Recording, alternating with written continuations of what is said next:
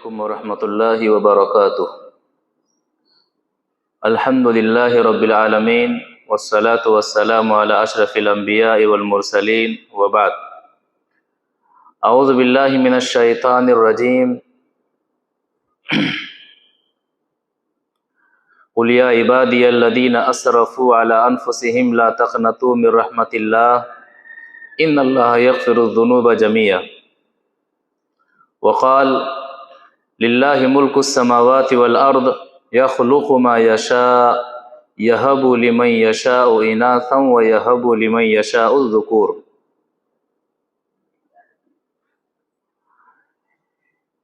اللہ تبارک و تعالیٰ کی طرف سے بیٹیاں عظیم نعمت ہیں، اس شرط کے ساتھ کہ ایک ماں ایک باپ اپنی بیٹی کو نعمت سمجھے۔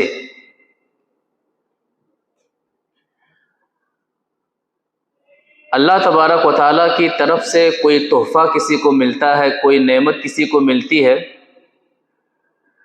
اگر اس کی قدر نہ کی جائے، اس کی اہمیت کو نہ سمجھا جائے تو وہ چیز رحمت کے بجائے زحمت بن جاتی ہے، مصیبت بن جاتی ہے۔ امام احمد بن حنبل رحمہ اللہ کا قول ہے کہ الانبیاء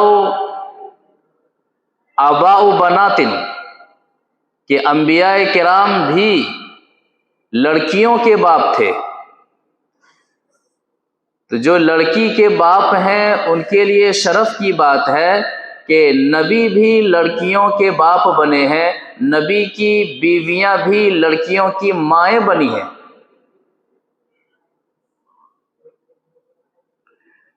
لہذا ایک سوال پیدا ہوتا ہے آج کل کی ماؤں کے لیے خاص کر کے کہ آپ کی اولاد کی تربیت آپ کس انداز سے کر رہی ہیں، اور اولاد کی تربیت سے پہلے آپ نے اپنی تربیت کس انداز سے کیا ہے۔ اس لیے کہ آدمی کے پاس جو کچھ رہے گا دوسرے کو وہی چیز دے گا۔ برتن سے وہی کچھ ٹپکے گا جو کچھ برتن میں رہے گا۔ صاف پانی ہے تو صاف پانی ٹپکے گا، گندا پانی ہے تو گندا پانی ٹپکے گا۔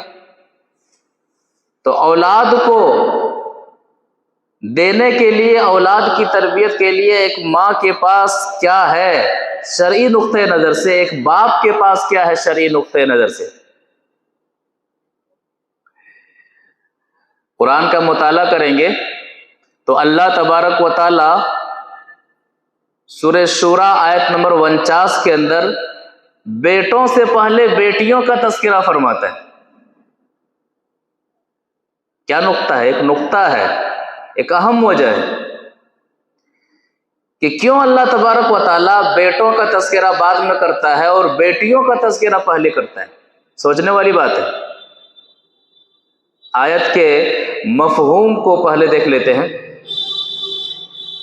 للہ ملک السماوات والارض یخلق ما یشاء، زمین و آسمان کا مالک اللہ ہی ہے، زمین و آسمان کا بادشاہ اللہ ہی ہے۔ یخلق ما یشاء، وہ رب جو چاہتا ہے پیدا کرتا ہے، کوئی روکنے والا نہیں، کوئی ٹوکنے والا نہیں، کوئی سوال کرنے والا نہیں۔ کسی کو یہ حق نہیں ہے کہ رب نے اگر کوئی چیز پیدا کرے تو کوئی شخص پوچھ دے کہ تو نے ایسا کیوں پیدا کیا۔ یخلق ما یشاء، اللہ تعالیٰ جو چاہتا ہے پیدا کرتا ہے۔ یہب لمن یشاء اناثا ویہب لمن یشاء الذکور، اللہ جسے چاہتا ہے بیٹیاں ہی بیٹیاں عطا کرتا ہے۔ باپ چاہتا ہے کہ میرے گھر میں بیٹا بھی ہو، لیکن اللہ کی مشیت اور اللہ کی چاہت یہ ہوتی ہے کہ اس کے گھر میں بیٹیاں ہی بیٹیاں ہوں۔ یخلق ما یشاء یہب لمن یشاء اناثا، اللہ تعالیٰ جسے چاہتا ہے صرف بیٹیاں عطا فرماتا ہے۔ وَيَهَبُ لِمَن يَشَاءُ الذُّكُورَ، اور اللہ تعالیٰ جسے چاہتا ہے صرف بیٹوں سے ہی نوازتا ہے۔ اس میں ماں کا کوئی دخل نہیں ہوتا ہے، باپ کا کوئی دخل نہیں ہوتا ہے۔ اس آیت میں اللہ تبارک و تعالیٰ نے بیٹوں سے پہلے بیٹیوں کا تذکرہ فرمایا ہے۔ یَهَبُ لِمَن یَشَاءُ اناثا، مفسرین اس آیت کے ضمن میں لکھتے ہیں کہ اللہ تبارک و تعالیٰ نے بیٹوں سے پہلے بیٹیوں کا تذکرہ اس لیے فرمایا۔ اس کی پہلی وجہ یہ ہے کہ مکہ کے اندر کفار مکہ کے یہاں، مشرکین مکہ کے یہاں بیٹیوں کی کوئی حیثیت نہیں تھی۔ اللہ تعالیٰ نے بیٹوں سے پہلے بیٹیوں کا تذکرہ کر کے واضح کر دیا کہ دیکھو ہمارے نزدیک بیٹیوں کی بہت ہی زیادہ اہمیت ہے، بہت ہی عظیم حیثیت ہے۔ دوسری وجہ کہ مرد کے مقابلے میں جسمانی اعتبار سے لڑکیاں کمزور ہوتی ہیں، عورتیں کمزور ہوتی ہیں، لہٰذا بیٹوں سے پہلے بیٹیوں کا تذکرہ فرما کر کے اللہ تعالیٰ یہ بتانا چاہتا ہے کہ ان کے حقوق کا خاص خیال رکھنا اور ان کی اہمیت کو اپنی زندگی میں سنبھالے رکھنا، جائے رکھنا۔ یہ سورہ شورا کی آیت واضح کرتی ہے کہ اللہ تعالیٰ کے نزدیک بیٹیوں کی اہمیت بہت زیادہ ہے، بیٹیوں کا مقام اللہ تبارک و تعالیٰ واضح کرتا ہے۔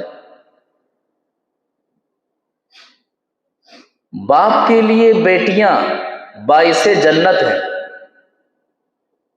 باپ کے لیے بیٹیاں باعث جنت ہیں۔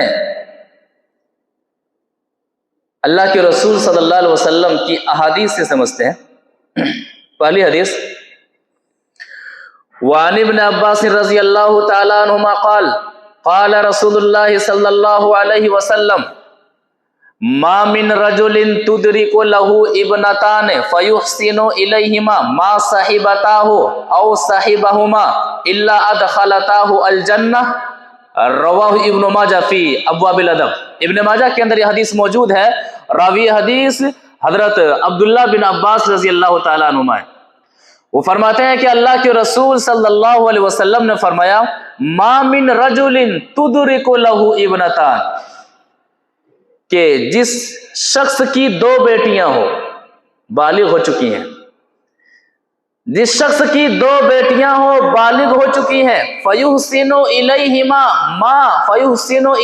ما صحبتاه او صحبهما، جب تک وہ دونوں بیٹیاں باپ کے پاس ہیں، باپ اس کے ساتھ اچھا سلوک کرتا ہے، بہتر سلوک کرتا ہے، بوجھ نہیں سمجھتا ہے، ان کی دینی تربیت کا مکمل خیال رکھتا ہے، شریعت کے مطابق انہیں رکھتا ہے، تو جب تک بیٹیاں باپ کے پاس ہوتی ہیں یا پھر باپ جب تک اپنی بیٹیوں کے پاس ہوتے ہیں اور ان کے ساتھ اچھا سلوک کرتے ہیں، محسن باپ بن کر کے اپنی بیٹیوں کے پاس رہتے ہیں، الا ادخلتاه الجنہ، تو یہ دونوں بیٹیاں اس باپ کو جنت میں داخل کریں گی۔ تو بیٹیاں باپ کے لیے باعث جنت ہوا کرتی ہیں۔ ایک اور حدیث، وعن جابر بن عبداللہ رضی اللہ تعالیٰ عنہ قال قال رسول اللہ صلی اللہ علیہ وسلم من کن له ثلاث بنات یؤویہن ویرحمہن ویکفلہن وجبت له الجنة البتہ، قیل یا رسول اللہ فإن كانت اثنتين قال وإن كانت اثنتين قال فرأى بعض القوم لو أن قالوا له واحدة لقال له واحدة، رواہ البخاری فی الادب المفرد۔ امام بخاری رحمہ اللہ کی کتاب الادب المفرد ہے، اس کتاب کے اندر یہ حدیث موجود ہے۔ راوی حدیث حضرت جابر بن عبداللہ رضی اللہ تعالی عنہ ہے۔ وہ فرماتے ہیں کہ اللہ کے رسول صلی اللہ علیہ وسلم نے فرمایا من کن لہو ثلاث بنات، جن کے یہاں تین بیٹیاں ہوں، یؤویہن ویرحمہن ویکفلہن، तीनों बेटियों की परवरिश, तीनों बेटियों को रखने के लिए उन्हें घर अता फरमा, उन्हें बाप घर देता है, कमरा देता है, उसका रहने का इंतजाम करता है। वयरहमुहुन्ना, तीनों बेटियों पर शफकतो रहमत का मामला करता है, मेहरबानी का मामला फरमाता है। वयकफुलुहुन्ना, शरीयत के मुताबिक अपनी बेटियों की किफालत करता है, कुरान और हदीस के नहज में उनकी तरबियत करता है। पर्दे के हुक्म, पर्दे की तालीम बाप देते हैं, हया की तालीम बाप देते हैं, कुरान की तालीम बाप देते हैं, जहन्नम से कैसे बचना है, जन्नत में कैसे जाना है, शौहर की इताअत कैसे करनी है, हुस्न अखलाक का मामला कैसे अपनी जिंदगी में रखना है, खाने पीने का इंतजाम, पहनने का इंतजाम से लेकर के अच्छी तरबियत करते हैं। तो अल्लाह के रसूल सल्लल्लाहु अलैहि वसल्लम फरमाते हैं वजबत लहुल जन्नत अलबत्ता, उस बाप पर जन्नत जरूर वाजिब हो जाती है, वो बाप जन्नती है जो शरीयत के मुताबिक तरबियत करते हैं, शरीयत के मुताबिक उनका देखभाल करते हैं, शरीयत के मुताबिक लड़कियों के बारे में ख्याल करते हैं। एक सहाबी, फिर सवाल किया गया, ए नबी सल्लल्लाहु अलैहि वसल्लम फ़इन कानतस्नतैन, अगर किसी शख्स के पास दो ही बेटियां हों तो क्या वो बाप इस फजीलत को पाएगा? कहा बाप इस फजीलत को पाएगा। दो ही बेटियां हों, उनको अच्छे ढंग से रखते हैं, शफकत का मामला करते हैं, तरबियत का ख्याल रखते हैं, उनकी किफालत करते हैं, तो दो बेटियों वाला बाप भी जन्नत में जाएगा। बाद साहबा कराम कहते हैं कि अगर तीसरा सवाल किया जाता, अल्लाह कालू लहू वाहिदा, अगर नबी सल्लल्लाहु अलैहि वसल्लम से कहा जाता कि अगर किसी के यहाँ एक ही बेटी हो, कोई शख्स एक ही बेटी का बाप है, और अगर वो अपनी बेटी को अच्छे ढंग से रखते हैं, उनकी परवरिश करते हैं, उनकी दीनी तालीम का ख्याल करते हैं, शरीयत के मुताबिक उन्हें रखते हैं, तो क्या वो शख्स, वो बाप जन्नती होंगे? कहते हैं कि नबी सल्लल्लाहु अलैहि वसल्लम एक के बारे में भी यही फरमाते हैं। तो हदीस वाज़े कर रही है, चाहे 3 बेटियां हो, चाहे 2 बेटियां हो, चाहे एक बेटी हो, शरीयत के मुताबिक बोझ ना समझते हुए बल्कि बेटियों को रहमत समझते हुए जो परवरिश करते हैं, जो उनकी तालीम और तरबियत का मुकम्मल ख्याल रखते हैं, जो उनके साथ शफकत और मेहरबानी के साथ पेश आते हैं, ऐसे बाप के लिए जन्नत है। तो ये दोनों हदीसें वाज़े करती हैं कि बेटियां बाप के लिए बाइसे रहमत हुआ करती हैं, बाइसे दुखूले जन्नत का सबब हुआ करती हैं। लिहाजा बेटियों की अच्छी तरबियत करनी चाहिए इस फजीलत को हासिल करने के लिए। इसी तरह से बेटियां बाप के लिए जहन्नम से बचने का सबब हुआ करती हैं। जब बेटियां बाप के लिए जहन्नम से बचने के मामले में आड़ हुआ करती हैं, जहन्नम और बाप के बीच में बेटियां दीवार की तरह खड़ी हो जाया करती हैं। एक हदीस से समझते हैं, वान उक़बत इब्न आमिर रज़ियल्लाहु ताला अन्हु क़ाल समिअतु रसूलल्लाह सल्लल्लाहु अलैहि वसल्लम यक़ूल, समिअतु रसूलल्लाह सल्लल्लाहु अलैहि वसल्लम यक़ूल मन काना लहू सलासु बनातिन फसबरा अलैहिन्ना व अतअमहुन्ना व सक़ाहुन्ना व कसाहुन्ना मिन जिदतिही कुन्ना लहू हिजाबम मिनन नारी यौमल क़ियामा। रवाहु इब्न माजा फी अब्वाबिल अदब। इब्न माजा के अंदर ये हदीस मौजूद है। रावी हदीस हजरत उक़बा बिन आमिर रज़ियल्लाहु ताला अन्हु है। वो फरमाते हैं कि अल्लाह के रसूल सल्लल्लाहु अलैहि वसल्लम से मैंने फरमाते हुए सुना, मन काना लहू सलासु बनातिन, जिनके यहाँ 3 बेटियां हों, फसबरा अलैहिन्ना, और तीनों बेटियों की परवरिश करने के मामले में, तरबियत के मामले में जो आजमाइशें आती हैं, जो परेशानियां आती हैं, जो दिक्कतें आती हैं, तो इन तमाम चीजों को वो बर्दाश्त करते हैं। वातअमहुन्ना, उन्हें खिलाते हैं, وسقاہن انہیں پلاتے ہیں، وکساہن انہیں پہناتے ہیں، اور خوش دلی سے یہ ساری چیزیں کرتے ہیں، محنت کر کے ان ساری چیزوں کا انتظام کرتے ہیں۔ تو اللہ کے رسول صلی اللہ علیہ وسلم فرماتے ہیں کُنَّ لَهُ حِجَابًا مِّنَ النَّارِ يَوْمَ الْقِيَامَةِ، تو یہ بیٹیاں جہنم اور باپ کے درمیان قیامت کے دن دیوار بن جائیں گی، حجاب بن جائیں گی، یعنی ایسا باپ جہنم میں نہیں جائے گا۔ یہ حدیث واضح کرتی ہے کہ بیٹیاں باپ کے لیے رحمت ہوا کرتی ہیں اگر ان کی تربیت کا اور ان کی پرورش کا دینی طریقے سے، دینی طور پر خیال رکھا جائے۔ بیٹیوں کی وجہ سے باپ آزمائش میں ہے۔ آج کل کیا ہے، شادی کرنا بہت ہی بڑا کام ہو گیا ہے۔ آپ نے دیکھا ہوگا کتنے لوگ جو باہر رہتے ہیں، گلف میں رہتے ہیں، 4 سال 5 سال 10 سال 15 سال، اگر ان سے پوچھا جائے کہ اتنے سال آپ باہر رہے، آپ نے بڑا کام کیا کیا ہے، تو میں نے گھر بنایا ہے، میں نے زمین خریدا ہے، اور اس کے ساتھ میں نے 1 بیٹی 2 بیٹی 3 بیٹیوں کا میں نے نکاح کر دیا ہے، یعنی نکاح کرنا ایک بڑا کام سمجھا جاتا ہے۔ جبکہ حدیث کی روشنی میں اسلام یہ واضح کرتا ہے کہ نکاح بالکل آسان ہے۔ نبی صلی اللہ علیہ وسلم کے زمانے میں صحابہ کرام کا نکاح ہوتا ہے، نبی صلی اللہ علیہ وسلم تک کو پتہ نہیں چلتا ہے۔ اتنے خرچے، یہ رسم وہ رسم، یہ معاملہ وہ معاملہ، یہ جہیز کا سامان وہ جہیز کا وہ سامان۔ نکاح کرنا بالکل آج مشکل ہو گیا ہے اور زنا کرنا آسان ہو گیا ہے۔ جو اس معاملے میں آزمایا جائے، بیٹیوں کے معاملے میں جو باپ آزمائش میں ڈالا جائے، تو اللہ کے رسول صلی اللہ علیہ وسلم کی ایک حدیث وضاحت کرتی ہے کہ ایسا شخص جہنم سے آزاد ہوگا انشاءاللہ۔ ایک حدیث سے سمجھتے ہیں۔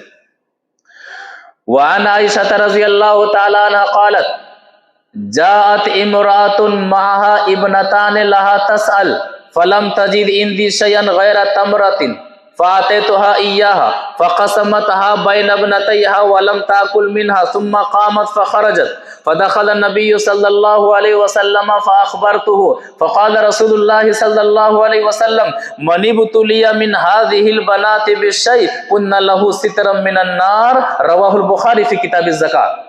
بخاری شریف کے اندر یہ حدیث اسی طرح سے موجود ہے۔ راویہ یہ حدیث حضرت عائشہ رضی اللہ تعالی عنہا ہے۔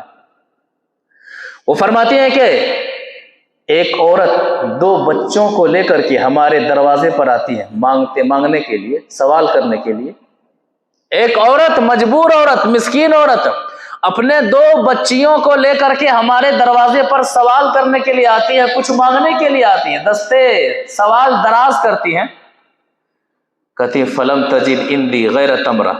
حضرت عائشہ رضی اللہ تعالیٰ عنہ فرماتی ہیں کہ جب وہ عورت میرے دروازے پر آ کر کے آواز لگاتی ہیں، مدد مانگتی ہیں، تو اس وقت میرے گھر میں ایک کھجور کے علاوہ کوئی چیز موجود نہ تھی، صرف ایک کھجور۔ ایک طرف سوال کرنے والی ہے اور ایک طرف جس گھر میں سوال کیا جا رہا ہے اس گھر کی حالت دیکھ لیجئے، صرف ایک کھجور ہے۔ نبی صلی اللہ علیہ وسلم 2 مہینے تک نبی صلی اللہ علیہ وسلم گھر میں چولہا تک نہیں جلتا تھا، کھجور اور پانی کے سہارے آپ بسر کر لیا کہ آپ کے شب و روز گزرا کرتے تھے۔ بھوک کے مارے جھک کر کے نبی صلی اللہ علیہ وسلم چلا کرتے تھے، بے وقت گھر سے نکل جایا کرتے تھے، یہ ایسی نوبت بھی آیا کرتی تھی۔ لیکن حضرت عائشہ رضی اللہ تعالیٰ عنہ کی دریا دلی دیکھ لیجئے، گھر میں کچھ بھی نہیں ہے سوائے ایک کھجور کے، وہ کھجور اٹھا کر کے مانگنے والی خاتون کو دے دیتی ہیں۔ پتہ چلا کہ آپ کے دروازے پر کوئی شخص سوال کر رہا ہے، واقعی وہ حقدار ہے، مجبور ہے، مسکین ہے، اور آپ کے گھر میں تھوڑا سا ہی سامان موجود ہے اور آپ کی ضرورت ہے۔ تو یہ حدیث نقطہ پیش کرتی ہے کہ اپنی ضرورت کے مقابلے میں مانگنے والے کی ضرورت کو ترجیح دیجیے اور ان کے حوالے کر دیجیے، اللہ تعالیٰ بہتر بدلہ عطا فرمائے گا۔ شرط یہ ہے کہ وہ واقعی اس قابل، ورنہ آج کل موٹے مستنڈے یہ ضم کر کر کے 30 سال 40 سال، کیا ہم خاندانی فقیر ہیں؟ ایسے لوگوں کو نہیں دینا چاہیے، ایسے لوگوں کو راستہ بتانا چاہیے کہ آپ محنت کریں، مزدوری کریں، آپ کی وجہ سے دوسروں کا حق مارا جاتا ہے۔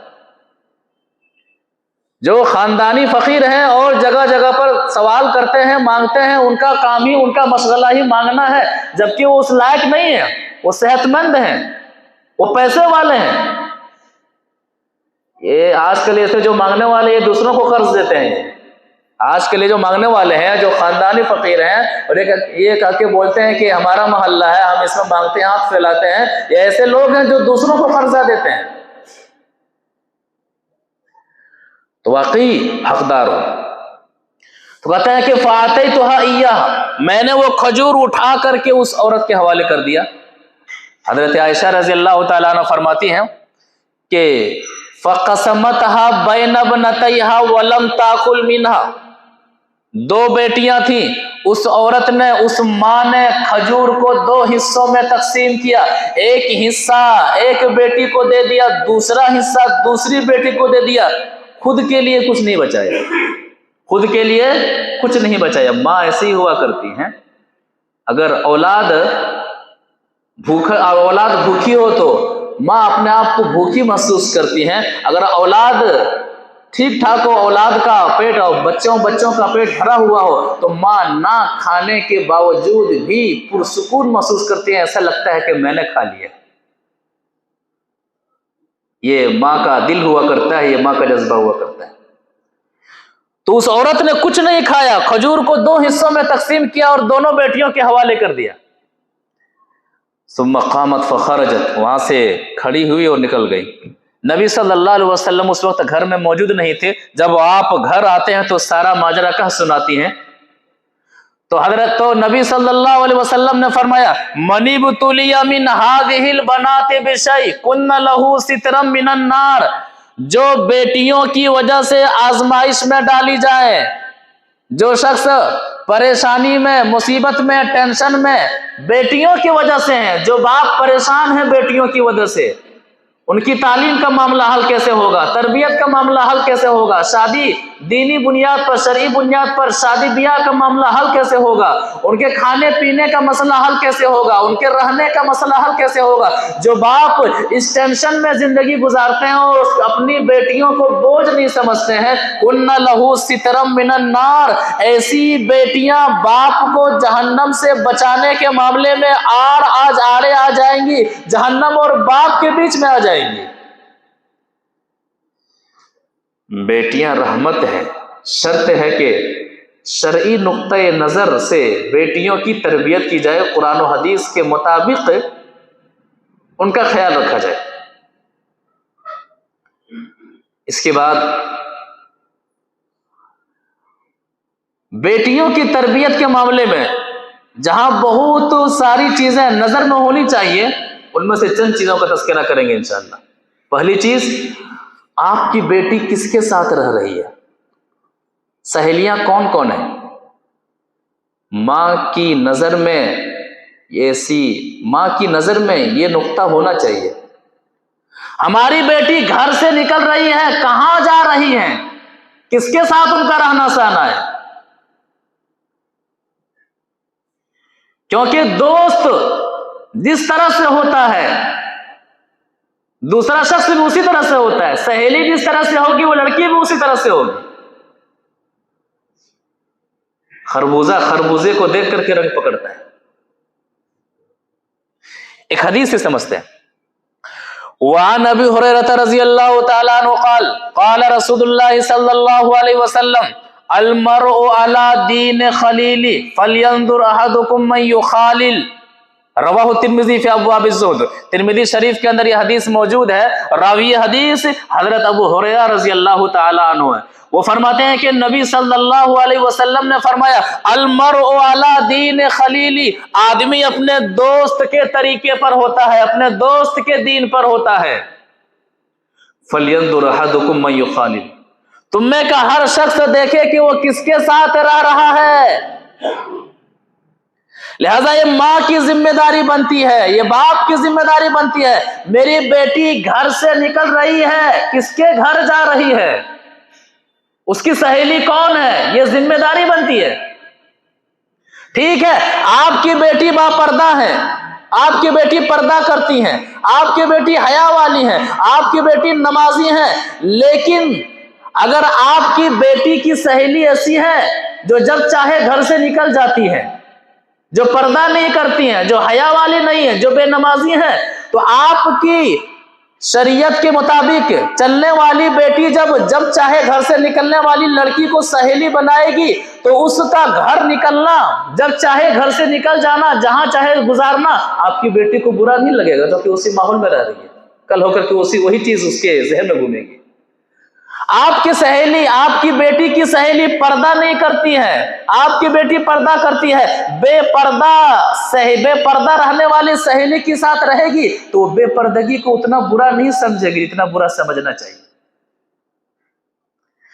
آپ کی بیٹی کی سہیلی جو ہے اس کے 10 بوائے فرینڈ ہیں، 10 لڑکوں سے وہ چیٹنگ کرتی ہیں، اگرچہ کہ آپ کی بیٹی نے ابھی شروعات نہیں کیا ہے، لیکن چونکہ سہیلی وہی ہے تو مردوں 10 مردوں کے ساتھ ریلیشن شپ میں رہنا، ان سے باتیں کرنا، یہ آپ کی بیٹی کو اتنا برا نہیں لگے گا جتنا برا لگنا چاہیے۔ پھر کیا ماحول ہوتا ہے؟ یہ کون ہے؟ ہماری بہن کی سہیلی ہے، اب بہن کی سہیلی بہن ہوتی ہے، اب یہ کون ہے؟ ہماری سہیلی کے بھائی ہیں، ہمارے سہیلی کے بھائی ہوتے ہیں۔ یہ سب سے بڑا فتنہ ہے۔ کتنے ایسے فتنے ہیں، لڑکیاں کسی مرد کے ساتھ گھوم رہی ہیں، کیوں؟ یہ کون ہے؟ ارے یہ بہن، یہ سہیلی کے بھائی ہیں، اور سہیلی کے بھائی ہوتے ہیں۔ لڑکے کسی لڑکی کے ساتھ گھوم رہے ہیں، کون ہے بھائی؟ ارے یہ میری بہن کی سہیلی ہے، اور بہن کی سہیلی بہن ہوا کرتی ہے۔ ایک لڑکا اور ایک لڑکی کبھی دوست نہیں ہو سکتے، یاد رکھیے گا۔ ایک لڑکا اور ایک لڑکی کا رشتہ یا تو ماں باپ، یا تو بیٹی اور باپ کا رشتہ ہو سکتا ہے، یا تو شوہر اور بیوی کا رشتہ ہو سکتا ہے، یا تو حقیقی بھائی اور بہن کا رشتہ ہو سکتا ہے، لیکن بغیر ایسے کسی رشتے کے یوں ہی ہماری سہیلی کے بھائی ہیں، یہ چور دروازے ہیں۔ لہذا فَلْيَنْظُرْ أَحَدُكُمْ مَنْ يُخَالِلْ، آپ ماں کی ذمہ داری بنتی ہے، باپ کی ذمہ داری بنتی ہے، وہ دیکھیں کہ میری بیٹی کی سہیلی کون ہے، میری بیٹی کس کے گھر جا رہی ہے، کہاں دن گزار رہی ہے، کہاں رات گزار رہی ہے، وہ اسکول کے نام پر، کوچنگ کے نام پر اسکول میں ہے، کوچنگ میں ہے، کہ کسی لڑکے کے ساتھ ہے، کہ کسی ہوٹل میں ہے، کسی باغیچے میں ہے۔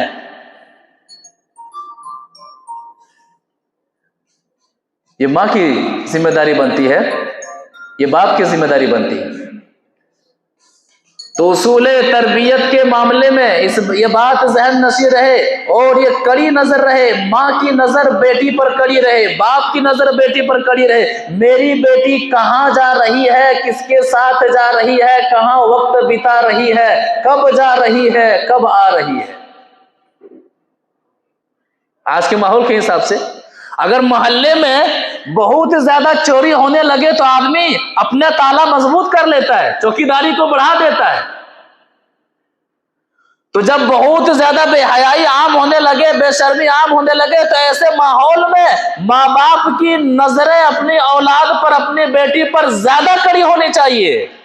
چوریاں زیادہ ہو رہی ہیں، بے حیائیاں زیادہ ہو رہی ہیں، لہذا تالے اور مضبوط ہونے چاہیے، نظریں اور مضبوط ہونی چاہیے۔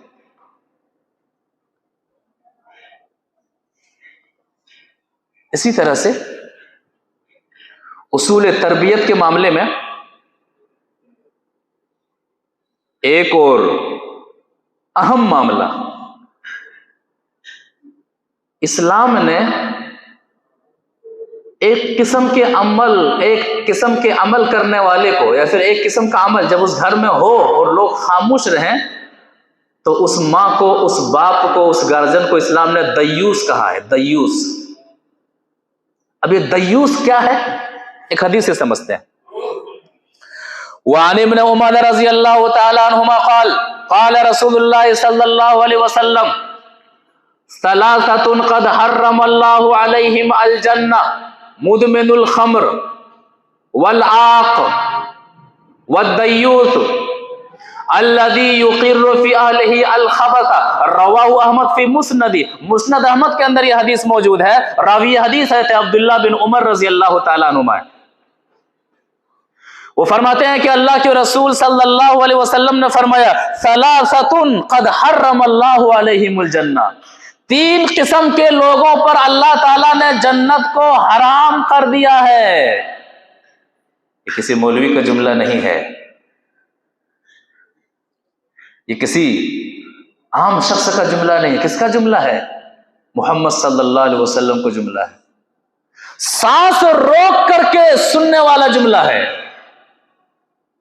کہ 3 قسم کے لوگوں پر اللہ تبارک و تعالیٰ نے جنت کو حرام کر دیا ہے کہ یہ 3 قسم کے لوگ جنت میں نہیں جائیں گے۔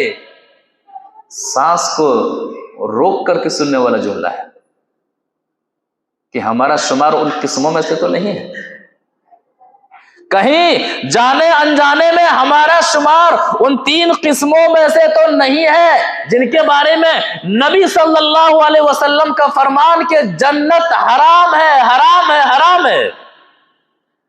پہلی قسم، افسوس کے ساتھ کہنا پڑتا ہے کہ اس قسم میں مسلمان ملوث ہے، مدمن الخمر، بہت زیادہ شراب پینے والا، شراب کا رسیا۔ جھوٹ بول رہے ہیں، ہے کہ نہیں مسلمان؟ مسلم نوجوان ہے کہ نہیں ہے؟ کچھ مہینے یا پھر 1 یا 1.5 سال قبل کی بات ہے، چناؤ کا موسم چل رہا تھا، اطراف شہر کی بات ہے، ایک مسلم کینڈیڈیٹ ہم سے مایوسی کے ساتھ کہتے ہیں، درد بھرے الفاظ میں کہتے ہیں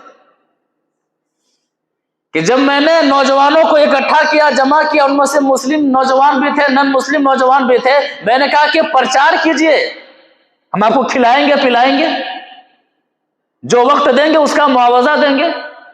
تو وہ کہتے ہیں، افسوس بھرتے ہوئے کہتے ہیں کہ حافظ صاحب، جب میں نے نوجوانوں کو جمع کیا کہ پرچار کیجئے تاکہ ہم جیت جائیں، تو مسلم نوجوانوں میں سے اکثر کی مانگ یہی تھی کہ ہم پرچار اسی شرط پر کریں گے کہ کھانے کے ساتھ ہمیں آپ شراب دیں گے، شراب پلائیں گے، تبھی ہم پرچار کریں گے۔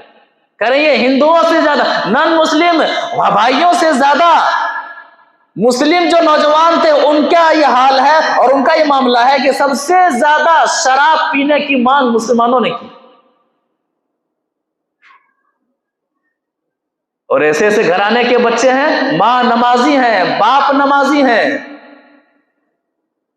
قرآن و حدیث والے ہیں، مدمن الخمر، شراب ہمیشہ پینے والا، نیند نہیں آتی ہے، آنکھیں پھٹی پھٹی ہیں، بیچارہ بیٹھا ہوا ہے، آنکھیں لال ہیں، کیوں؟ دیکھنے میں لگ رہا ہے کہ یہ کہ شراب کا رسیا، انہیں نیند نہیں آ رہی ہے، شراب شراب شراب چاہیے، سونے کے لیے شراب چاہیے، سونے سے پہلے شراب چاہیے، اٹھنے کے بعد شراب چاہیے، کام کرنے کے لیے شراب چاہیے، انجوائے کرنے کے لیے شراب چاہیے، پارٹی کرنے کے لیے شراب چاہیے۔ یہ قوم یوں ہی ہلاک نہیں ہو رہی ہے، ہم سبب ہے شراب کا پیا جانا، عام ہو جانا۔ تو 3 قسم کے لوگوں پر اللہ تعالیٰ نے جنت کو حرام کر دیا۔ پہلی قسم شراب بہت زیادہ پینے والے، شراب کے عادی۔ دوسری قسم العاق، ماں باپ کی نافرمانی کرنے والے، ماں باپ کے ساتھ برا سلوک کرنے والے۔ خالق کے بعد سب سے زیادہ، خالق کے بعد پہلے نمبر پر سب سے زیادہ حق کس کا ہے؟ اللہ، دوسرے نمبر پر ماں، اس کے بعد باپ، یعنی ماں باپ۔ خالق کے بعد، اللہ کے بعد زمین کے اوپر جو سب سے زیادہ حق رکھتے ہیں وہ ماں ہیں اور باپ ہیں۔ دھڑلے سے نافرمانی کر دیتے ہیں۔ ایک ماں اور باپ کے سامنے اسی انداز سے ایک بیٹے کو بات کرنی چاہیے، ایسا لگے کہ ایک غلام ہے جو آقا کے سامنے کھڑا ہے اور ایک غلام مجرم ہے۔ مجرم غلام آقا کے سامنے کس طرح سے باتیں کرتا ہے؟ ہم یہ نہیں کہہ رہے ہیں کہ باپ غلط کر رہے ہیں، خلاف شرع حکم دے، ماں خلاف شرع حکم دے تو ایسا کرے، نہیں، شریعت کے مطابق حکم کا معاملہ ہو۔ خلاف اللہ کو ناراض کرتے ہوئے ماں باپ کا حکم اس کو نہیں ماننا، اچھے انداز سے اس کو کیا کرنا ہے، انکار کر دینا ہے، لیکن بد کلامی نہیں ہونی چاہیے، قطع تعلقی کا معاملہ نہیں ہونا چاہیے۔ تو العاق لوالدیہ، ماں باپ کی نافرمانی کرنے والا جنت میں نہیں جائے گا، جنت کو اللہ تعالیٰ نے اس پر حرام کر دیا ہے۔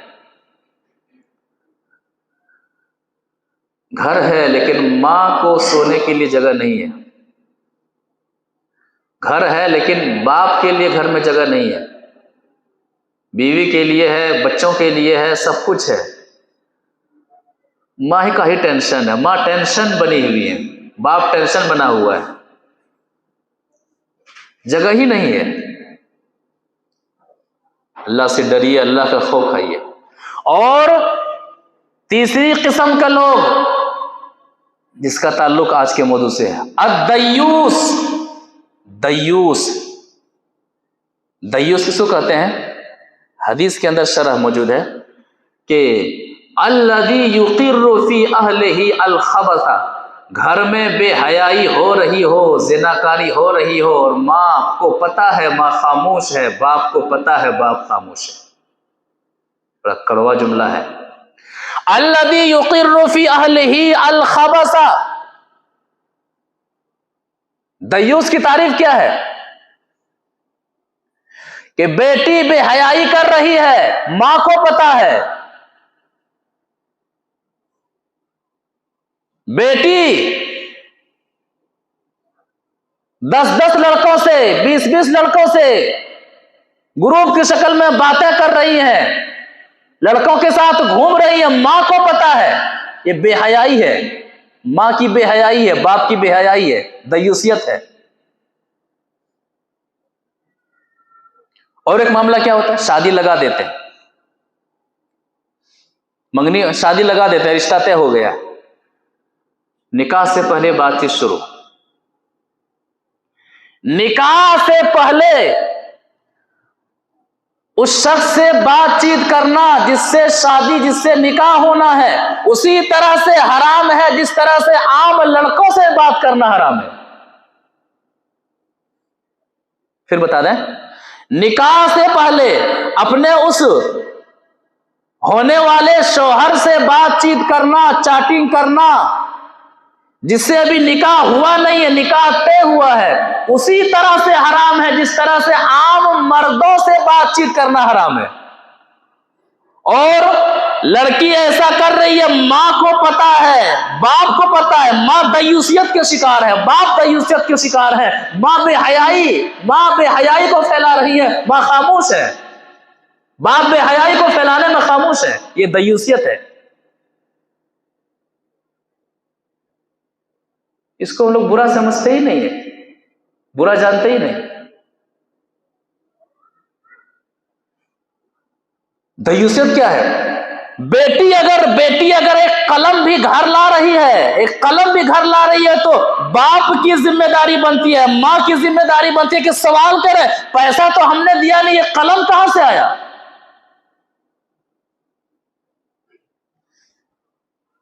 کوچنگ کا پورا خرچہ بوائے فرینڈ بھر رہا ہے، عید کا پورا خرچہ بوائے فرینڈ بھر رہا ہے، پہناوے کا پورا خرچہ بوائے فرینڈ اٹھا رہا ہے، عیش کرنے کا پورا خرچہ بوائے فرینڈ اٹھا رہا ہے،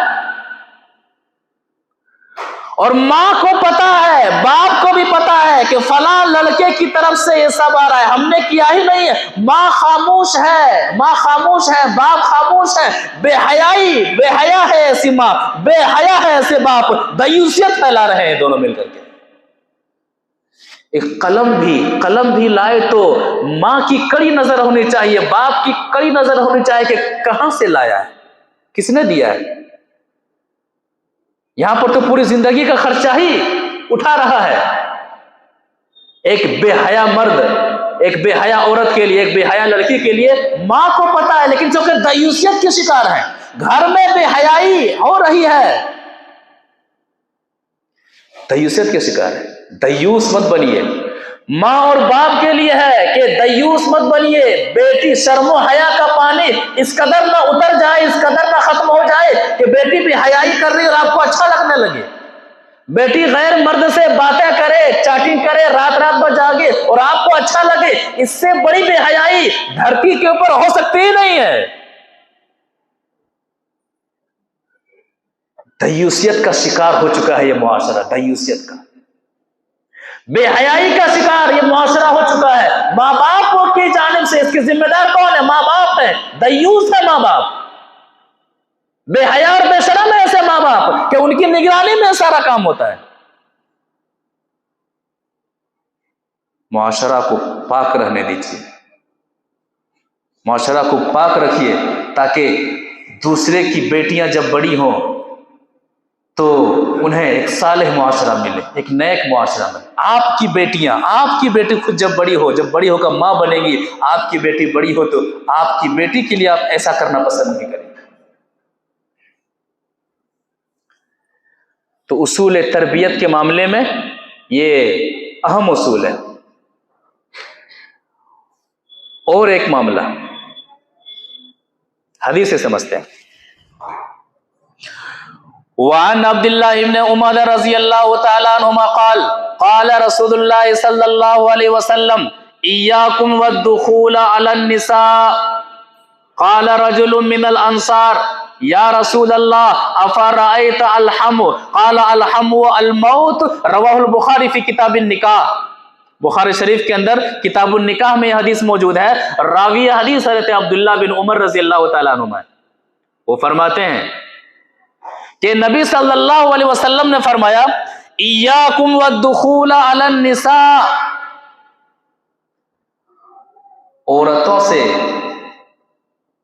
عورتوں کے ساتھ تنہا ملنے سے بچو،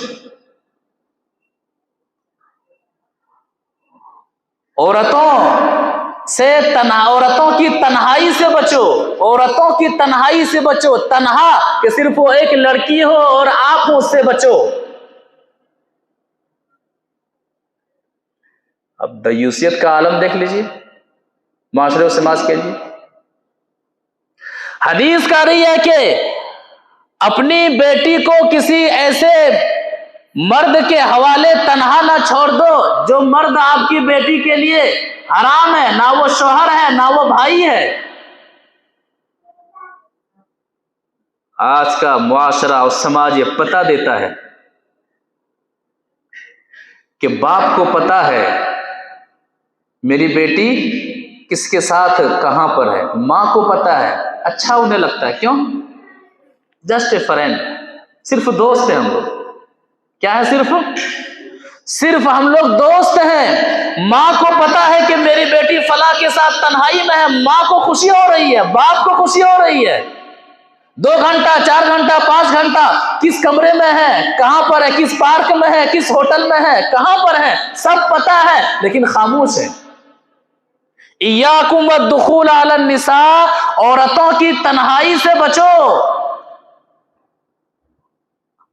آپ کی اولاد کی تربیت، آپ کی تربیت کیسی ہے؟ ماں باپ کی تربیت کیسی ہے؟ اپنی اولاد کی اسی طرح تربیت کریں گے؟ آپ اپنی بیٹی کی ہی تربیت کریں گے؟ معاشرہ کو زندہ رہنے دیجیے، معاشرہ کو اس قدر مت مار دیجیے کہ شرم و حیا کا مکمل پانی معاشرہ سے ہی ختم ہو جائے، اس کو برا ہی نہ سمجھا جانے لگے۔ اس کے بعد ایک انصاری صحابی سوال کرتے ہیں، اے اللہ کے رسول صلی اللہ علیہ وسلم افرأیت الحم، دیور کے بارے میں کیا خیال ہے؟ دیور کے بارے میں کیا خیال ہے؟ دیور کس کو کہتے پتہ ہے نا؟ شوہر سے چھوٹے جو بھائی ہوتے ہیں انہیں دیور کہا جاتا ہے۔ کہا دیور تو موت ہے، دیور سے اسی طرح پردہ کرنا ضروری ہے جس طرح سے عام مردوں کے تعلق سے عام مردوں سے پردہ کیا جاتا ہے۔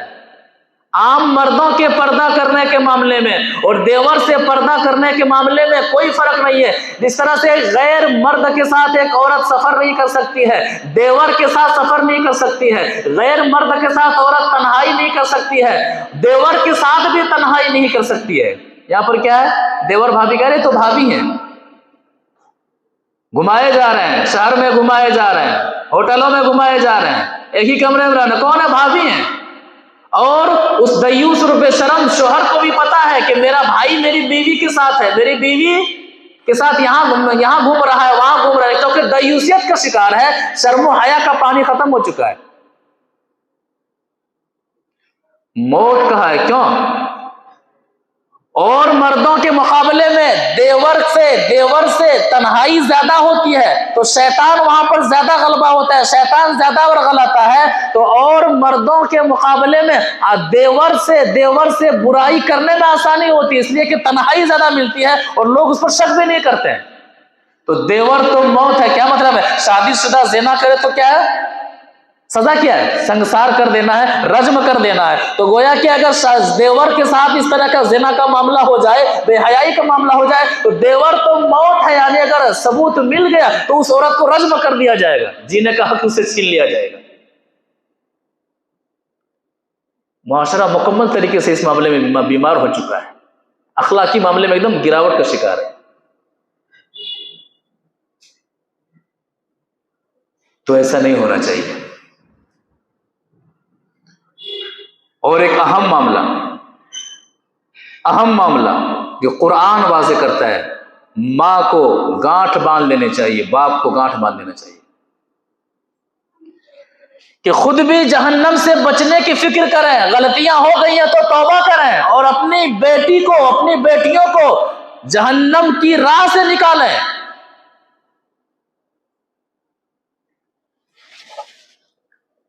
قرآن کی 2 آیتیں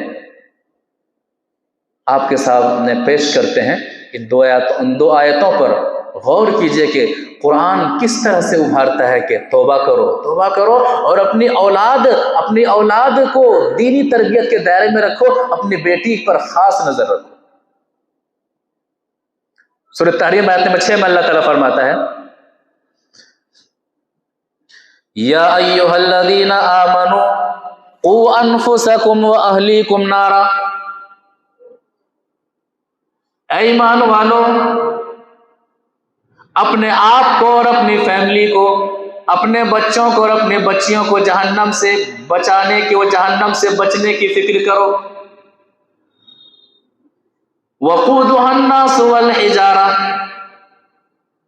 جس جہنم میں لوگ اور پتھر جلیں گے، علیہا ملائکۃ غلاظ شداد لا یعصون اللہ ما امرهم ویفعلون ما یؤمرون، اس جہنم پر بالکل سخت قسم کے مضبوط فرشتے مقرر ہوں گے جو عذاب دینے میں ذرہ برابر بھی کمی نہیں کریں گے، اللہ تبارک و تعالیٰ کے حکموں کے مطابق وہاں پر مامور ہوں گے۔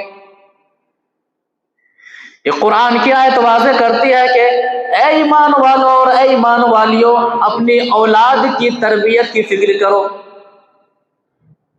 جہنم کا خوف کھاؤ، مرنا ہے، دنیا چھوڑ کر کے جانا ہے، قبر کے اندر تنہا حساب دینا ہے، میدان محشر میں پوچھا جائے گا، ہر ماں سے پوچھا جائے گا کہ اولاد کی تربیت کے معاملے میں، بیٹی کی تربیت کے معاملے میں تو نے حق ادا کیا کہ حق ادا نہ کیا۔ ہر باپ سے پوچھا جائے گا میدان محشر میں کہ اولاد کی تربیت کے معاملے میں، بیٹیوں کی تربیت کے معاملے میں تو نے حق ادا کیا کیا حق ادا نہیں کیا، کہاں تک حق ادا نہیں کیا۔ ہماری مائیں اور بہنیں یاد رکھیں، اگر قیامت کے دن یہ سوال کر لیا جائے کہ آپ کی بیٹی آپ کی نگاہوں کے سامنے برائی کر رہی تھی، آپ نے روکا کیوں نہیں؟ آپ کے علم میں یہ بات تھی، اس کے باوجود آپ کی بیٹی فلاں لڑکے کے ساتھ گھوم رہی تھی، زنا کاری میں مصروف تھی، بے حیائی میں مصروف تھی، آپ نے روکا کیوں نہیں؟ قیامت کے دن میدان محشر میں اگر سوال کر لیا جائے گا کہ آپ نے اپنی بیٹی کو بے حیا ہونے میں آپ کا ہاتھ تھا، آپ نے اس کی حوصلہ افزائی کی، آپ چاہتی تھی کہ میری بیٹی غلط کام کرتی رہے، قیامت کے دن آپ کا جواب کیا ہوگا؟ وَأَنفُسَكُمْ وَأَهْلِيكُمْ نَارًا، یہ آیت کہتی ہے ہر ماں کو یہ آیت، ہر ماں سے یہ آیت اپیل کرتی ہے، ہر باپ کو یہ آیت پیغام دیتی ہے کہ خود کو اسلامی تربیت میں ڈھالو، شریعت کے مطابق عمل کرنے لگو، اور اپنے اولاد کی دینی تربیت کرو، اپنی بیٹیوں پر خاص نظر رکھا کرو کہ شریعت کے مطابق میری بیٹیاں ہیں کہ میری بیٹیاں نہیں ہیں۔ سورہ زمر آیت نمبر 53 کے اندر اللہ تبارک و تعالیٰ توبہ کی دعوت دیتا ہے، قُلْ يَا عِبَادِيَ الَّذِينَ أَسْرَفُوا عَلَىٰ أَنفُسِهِمْ لَا تَقْنَطُوا مِن رَحْمَتِ اللَّهِ۔ اے نبی صلی اللہ علیہ وسلم میرے ان بندوں سے کہہ دیجئے، لہذا یہ آیت واضح کرتی ہے کہ اگر ماں سے غلطی ہو رہی ہے، غلط تربیت کی جا رہی ہے، بیٹی غلط کر رہی ہے اور ماں کی نگرانی میں کر رہی ہے، تو ایسی ماں سے آیت کریے کہ توبہ کرو، توبہ کرو، توبہ کا دروازہ کھلا ہوا ہے۔ بیٹی غلط کر رہی ہے، بیٹی بے حیائی میں مصروف ہے، بیٹی بیکار کاموں میں مصروف ہے، بیٹی معاشرے اور سماج کا سر نیچا کرنے میں مصروف ہے، یہ آیت کر رہی ہے کہ توبہ کرو، توبہ کرو۔ قُلْ يَا عِبَادِيَ الَّذِينَ أَسْرَفُوا عَلَىٰ أَنفُسِهِمْ، اے نبی صلی اللہ علیہ وسلم میرے ان بندوں سے کہہ دیجئے جنہوں نے اپنے نفس پر ظلم کیا ہے، بہت زیادہ گناہ کیا ہے، گناہ ہو گئے ہیں، خطا ہو گئی ہے، جانے انجانے میں غلطیاں پر غلطیاں کیے جا رہے ہیں، لا تقنطوا من رحمت اللہ، اللہ کی رحمت سے مایوس نہ ہونا۔ احساس کر لیجئے، یہ آیت ہر ماں سے کہہ رہی ہے کہ گناہ کر رہی ہے، احساس کر لیجئے، رک جائیے، قدم کو روک لیجئے اور اللہ تعالیٰ سے معافی مانگیے۔ ہر بیٹی سے کہہ رہی ہے کہ گناہ کر رہی ہے، گناہ میں ملوث ہے۔ ہر لڑکے سے یہ آیت کہہ رہی ہے کہ گناہ کر رہے ہو، گناہ میں ملوث ہو، لا تقنطوا من رحمت اللہ، میری طرف لوٹ آؤ، ان اللہ یغفر الذنوب جميعا، معافی مانگ لو، اللہ تعالیٰ سارے گناہوں کو معاف کرنے والا ہے۔ کتنی عجیب بات ہے، ایک ماں، ایک مجبور ماں جب بیٹے کو جنم دیتی ہے، حالت ایسی ہوتی ہے کہ ماں برتن مانج کر کے کھانے پینے کا انتظام کرتی ہے۔ اگر ماں بچوں کے لیے دودھ کا انتظام کر رہی ہے تو ان کے پاس کھانے کے لیے پیسہ نہیں ہے، در در بھٹک رہی ہیں، لیکن بچہ پیدا ہوا ہے، لاڈلا پیدا ہوا ہے، ماں اس وقت اپنے لاڈلے اور معصوم بچے کے چہرے کو دیکھ کر کے صبر کر لیتی ہیں کہ میں بھوکی رہ جاؤں مجھے منظور ہے، میرے بیٹے کو دودھ ملنا چاہیے، میرے بیٹے کو دوا ملنی چاہیے، اور اس امید کے ساتھ اس چھوٹے بچے کی پرورش کرنے کے لیے ماں کبھی مارکیٹ میں نکل جاتی ہے، ماں کسی کے یہاں برتن دھلنے کے لیے نکل جاتی ہے کہ آج میں اپنے بچے کی پرورش کر لوں گی، تو جب میرا بچہ بڑا ہو جائے گا تو یہ میرا بچہ میرا کام آئے گا، میرا بچہ میری آنکھوں کا تارا بنے گا۔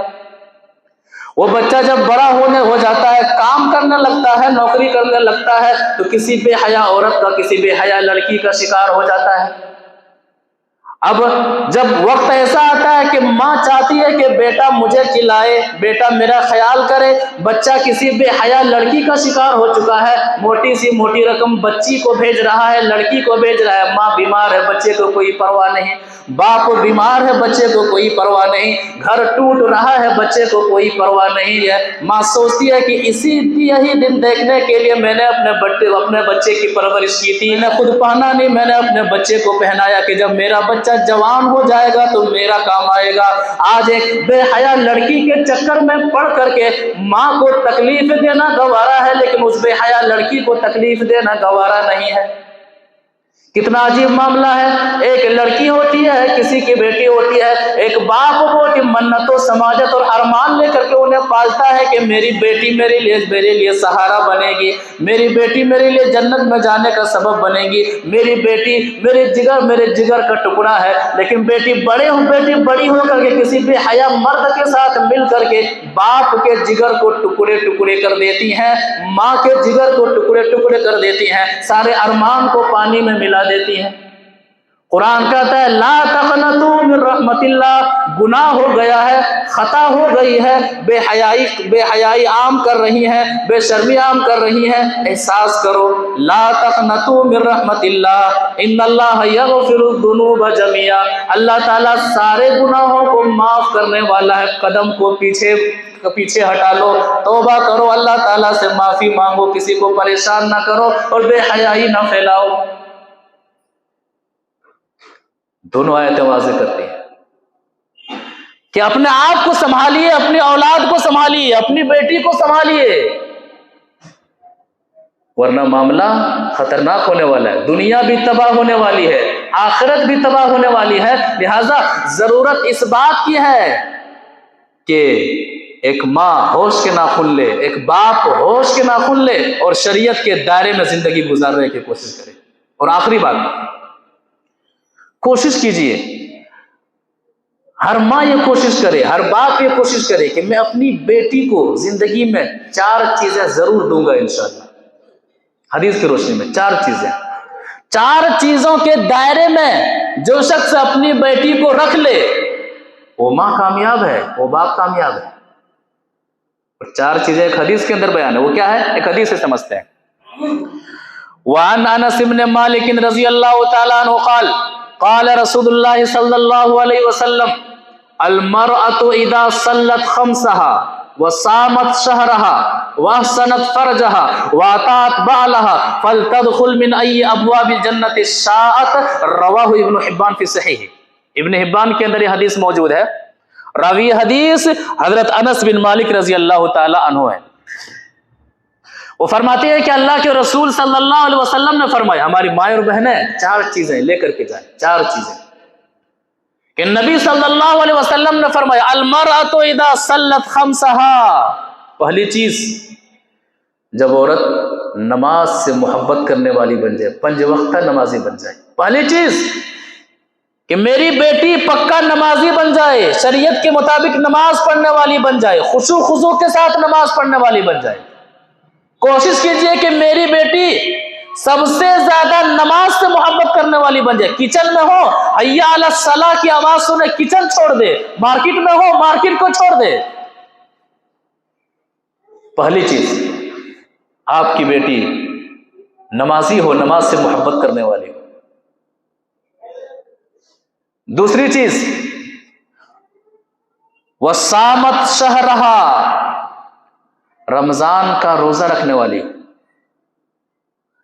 رمضان کے روزے سے محبت کرنے والی ہو، آپ کو کہنا نہ پڑے کہ بیٹی روزہ رکھ، بیٹی بہانہ نہ بنائے۔ اگر ماں نے باپ نے یہ دوسری چیز کی عادت ڈال دی۔ تیسری چیز وَأَحْسَنَتْ فَرْجَهَا، بے حیائی نہ کرے، اپنی شرمگاہ کی حفاظت کرے، اپنی عزت کی حفاظت کرے۔ آپ کی بیٹی اپنی عزت کی حفاظت کرے، اس میں ماں باپ ساتھ ہوں، ان کی مدد کریں، بے حیائی میں مدد نہ کریں۔ جب بھی خلاف شرع قدم اٹھائے فوراً آپ کی نگاہ ہو وہاں پر، ڈر اور خوف حقیقی معنوں میں آپ کی بیٹی کے اندر پیدا ہو جائے۔ یہ تیسری چیز ہے۔ چوتھی چیز وَأَطَاعَتْ بَعْلَهَا، آپ نے اپنی بیٹی کی تربیت اس انداز سے کیا ہے کہ شادی ہو گئی ہے، شوہر کی فرما بردار ہے، شوہر کی اطاعت کرنے والی ہے۔ آپ کی تربیت اس قدر ہوئی ہے کہ شوہر کی اطاعت کرنے والی ہے، شوہر کی خدمت کرنے والی ہے، شوہر کے گھر کو توڑنے والی نہیں ہے، بلکہ شوہر کے گھر کی حفاظت کرنے والی ہے، شوہر کے لیے سامان سکون ہے۔ یہ 4 تحفہ اگر آپ نے اپنی بیٹی کو دے دیا، 4 تحفہ، تو آپ کی بیٹی کے تعلق سے حدیث کہتی ہے، کیا حدیث کہتی ہے کہ فَلْتَدْخُلْ مِنْ أَيِّ أَبْوَابِ الْجَنَّةِ شَاءَتْ، آپ کی بیٹی جنت کے جس دروازے سے بھی چاہے داخل ہو جائے، آپ کی بیٹی کے لیے جنت کے 8 دروازے کھول دیے جائیں گے۔ اگر یہ 4 چیزیں آپ نے دے دیا، پھر گھر سے باہر بھی رہے گی نا، آپ کی بیٹی کبھی بھی بے حیائی نہیں کرے گی۔ کسی کام سے باہر نکلے گی تو ان کا موبائل کا استعمال صحیح طریقے سے ہوگا، ان کے آنے جانے کا استعمال صحیح طریقے سے ہوگا، ان کا قدم، آپ کی بیٹی کا قدم، آپ کے بیٹی کی قدم باحیا ہوں گے، آپ کی بیٹی کی آنکھیں باحیا ہوں گی، آپ کی بیٹی کا دل باحیا ہوگا، آپ کی بیٹی کا جسم باحیا ہوگا، آپ کی بیٹی مکمل شرم و حیا کا پیکر ہوگی۔ شرط یہ ہے کہ ماں اور باپ اپنی بیٹی کو ان 4 چیزوں کی تعلیم خاص کر کے دیں، یہ 4 چیزیں ان کے ذہن و دماغ میں بٹھا دیں۔ اللہ تعالی ہمیں اپنی بیٹیوں کی صحیح تربیت کرنے کی توفیق عطا فرمائے۔ ماؤں کو بیٹیوں کی تربیت پر خاص دھیان دینے کی توفیق عطا فرمائے۔ جو لڑکے بگڑ گئے ہیں، بگڑ رہے ہیں، بے حیا لڑکیوں کے چکر میں ماں کو تکلیف دے رہے ہیں، باپ کو تکلیف دے رہے ہیں، انہیں ماں باپ کی اہمیت اور انہیں گناہ کو گناہ سمجھنے کی توفیق عطا فرمائے۔ جو لڑکی بے حیائی کی راہ پر نکل چکی ہیں، انہیں شرم و حیا کی راہ پر لوٹ کر کے آنے کی اور شریعت کے مطابق زندگی گزارنے کی توفیق عطا فرمائے۔ جو مائیں، جو لڑکیاں، جو بیٹیاں، جو مائیں اور بہنیں شریعت کے مطابق عمل کر رہی ہیں، پروردگارہ ان کے عمل کو تو قبول فرما، اور قرآن و حدیث کی باتیں اپنے سہیلیوں تک، اپنے گھروں تک اور دیگر خواتین تک ایک داعیہ کی حیثیت سے پہنچانے کی توفیق عطا فرما۔ اسلامی معاشرہ اور اسلامی ماحول بنانے میں زیادہ سے زیادہ مدد کرنے کی توفیق عطا فرما۔ پروردگارہ ہم میں سے جو بیمار ہیں انہیں شفا عطا فرما، ہم میں سے جو پریشان حال ہیں تو ان کی پریشانی کو دور فرما۔ شادی بیاہ کے معاملے میں ہم میں سے جو مشکلات میں ہیں پروردگارہ آسانیاں پیدا فرما۔ ہم میں سے جہاں کہیں اہل توحید پریشان ہے تو ان کا حامی اور ناصر بن جا۔ جو لوگ نماز کی پابندی شریعت کے مطابق کرتے ہیں اور مسجد کے باہر بھی شریعت کے مطابق اپنی زندگی گزارتے ہیں، پروردگارہ تو ان کے اعمال کو قبول فرما، ان کی نمازوں میں مزید خشوع خضوع عطا فرما۔ جو لوگ نمازوں سے دور ہیں، قرآن و حدیث سے دور ہیں اور منمانی زندگی گزار رہے ہیں، انہیں ربانی زندگی گزارنے کی، شریعت کے مطابق زندگی گزارنے کی توفیق عطا فرما۔ آمین یا رب العالمین۔